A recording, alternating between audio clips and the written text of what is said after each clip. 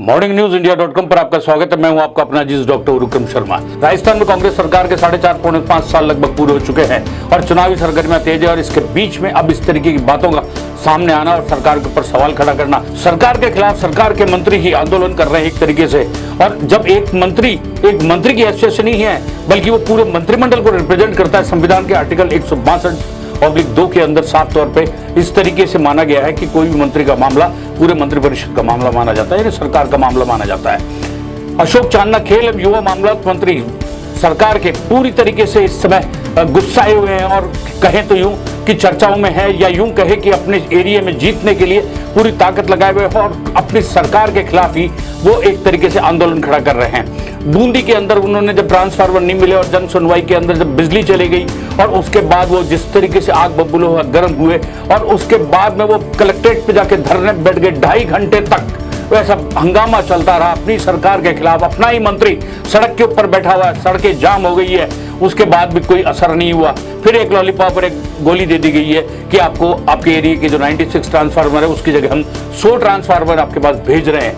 मिलते हैं कि नहीं मिलते, क्या होता है क्या नहीं होता, लेकिन ये तो तय है कि सरकार का मंत्री जब सरकार के खिलाफ धरने बैठे, सड़क पे बैठे, तो सोचा जा सकता है कि आम जनता की स्थिति क्या होगी, आम जनता की कितनी सुनवाई होती होगी। और इतना ही नहीं, अशोक चांदना तो वो व्यक्ति हैं जिन्होंने अपनी ही सरकार में रहते हुए मुख्यमंत्री अशोक गहलोत को साफ तौर पर पत्र लिखा था कि कुलदीप राठौर मुख्यमंत्री के प्रमुख सचिव के खिलाफ भी एक बार मोर्चा खोला था। सुनिए क्या कहा था उन्होंने। मुख्यमंत्री जी, आपसे व्यक्तिगत अनुरोध है कि मुझे इस जलालत भरे मंत्री पद से मुक्त कर मेरे सभी विभागों का चार्ज आपके प्रमुख सचिव कुलदीप राठौर को दे दिया जाए, क्योंकि वैसे भी वे सभी विभागों के मंत्री हैं।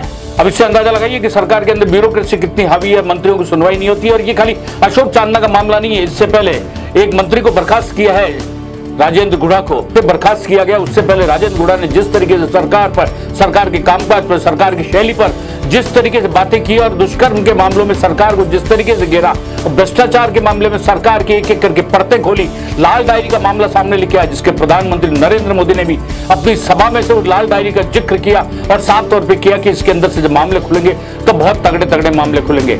क्या समझ में नहीं आ रहा इस शासन के अंदर। और मुख्यमंत्री अशोक गहलोत भी इस मामलों में कहीं पीछे नहीं रहे। अपनी सरकार के पूर्व उप मुख्यमंत्री और प्रदेश कांग्रेस के अध्यक्ष सचिन पायलट के खिलाफ भी उन्होंने बोलने में कसर नहीं छोड़ी और सचिन पायलट को भी नीच, गद्दार और निकम्मा तक शब्द कह दिया। सचिन पायलट ने भी अपनी सरकार के खिलाफ धरना दिया, क्या पदयात्रा निकाली।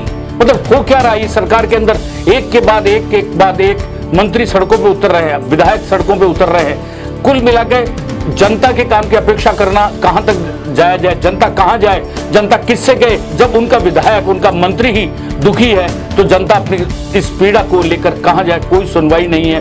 कुल मिला के देखें तो जनता अब उम्मीद कर रही है क्या अब इस स्थिति में अब सरकार में बदलाव आएगा।